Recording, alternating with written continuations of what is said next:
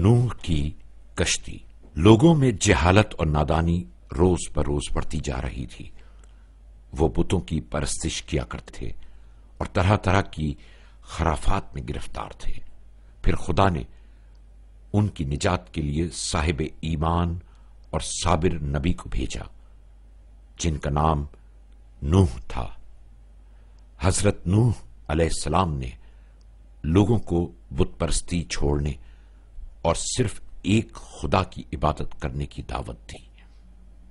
وہ صبر و استقامت کے ساتھ دن رات انہیں سمجھاتے رہے اور مختلف طریقوں سے انہیں خدا کی وحدانیت پر ایمان لانے کی دعوت دیتے رہے، لیکن حضرت نوح کی تمام دلیلیں بیکار گئیں اور ان کی پیاری باتوں کا کافروں پر کوئی اثر نہ ہوا، بلکہ ان کی سرکشی اور نافرمانی بڑھتی گئی، یہاں تک کہ ایک مرتبہ انہوں نے حضرت نوح کو خوب مارا اور بے ہوش کر دیا۔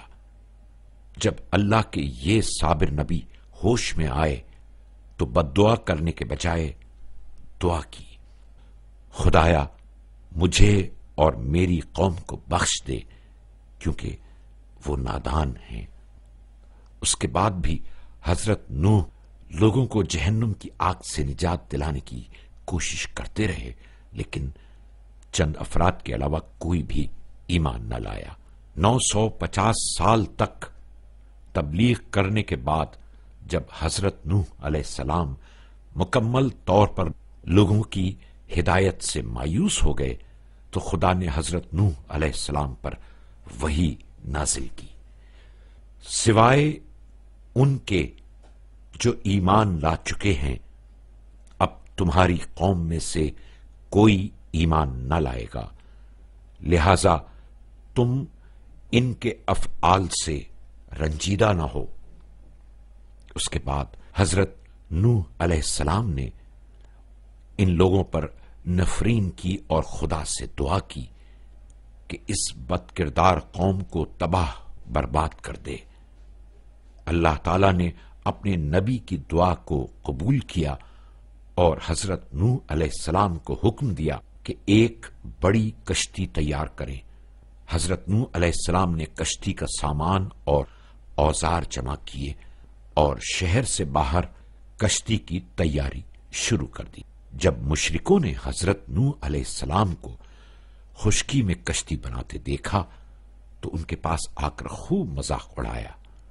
کوئی کہتا نوح نبی سے بڑھئی کیسے بن گئے، کوئی کہتا یہاں تو سمندر ہے نہ دریا، کیا زمین پر کشتی چلاؤ گے؟ لیکن وہ اس کے باوجود صبر و استقامت کے ساتھ اپنا کام انجام دیتے رہے، یہاں تک کہ ایک بہت بڑی کشتی تیار ہو گئی۔ حضرت نوح علیہ السلام پھر خدا کے حکم کا انتظار کرنے لگے۔ خدا نے فرمان جاری کیا، صاحب ایمان کو کشتی میں سوار کر دو۔ حضرت نوح علیہ السلام نے تمام ایمان لانے والوں کو اور ہر جانور کا ایک ایک جوڑا خدا کے حکم سے کشتی میں سوار کیا اور ساتھ ہی اناج اور سبزی کے بیج وغیرہ بھی کشتی میں رکھ لیے۔ اس کے بعد اپنی اپنی مخصوص جگہوں پر بیٹھ گئے اور خدا کے عذاب کا انتظار کرنے لگے، اور پھر عذاب کی علامتیں ظاہر ہونا شروع ہوئی۔ تیز ہوائیں چلیں، آندھی آئی، زمین سے پانی ابلا اور آسمان سے موسلا دھار بارش شروع ہو گئی۔ کچھ ہی دیر میں ہر طرف پانی ہی پانی نظر آنے لگا اور لوگ ڈوبنے لگے، صرف حضرت نوح کی کشتی میں سوار با ایمان افراد اور جانور محفوظ تھے۔ اسی دوران حضرت نوح علیہ السلام نے دیکھا کہ ان کا بیٹا کنعان خطرے میں ہے۔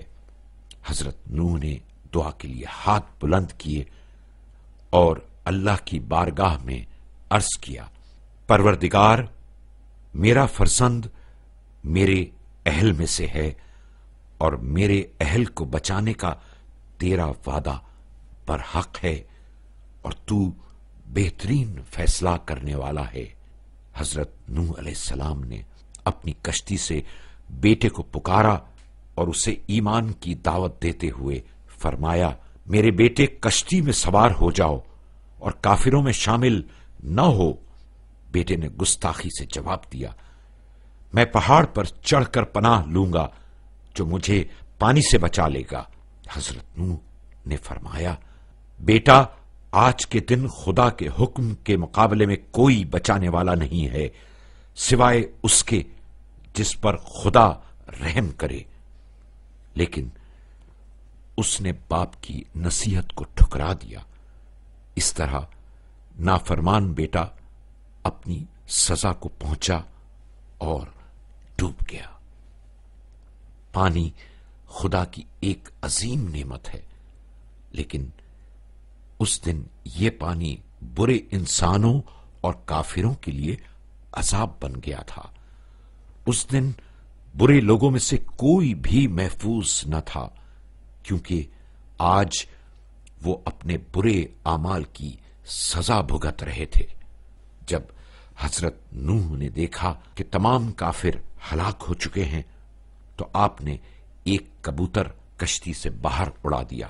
چند روز بعد کبوتر کسی درخت کی ایک شاخ اپنے منہ میں دبائے واپس آیا تو سب سمجھ گئے کہ خشکی نزدیک ہے۔ اس طرح اللہ تعالی نے صاحب ایمان کو نجات دی اور ظالم قوم اپنے انجام کو پہنچی۔ اب خدا کا فرمان جاری ہوا، اے زمین اپنا پانی جذب کر لے اور اے آسمان برسنے سے رک جا۔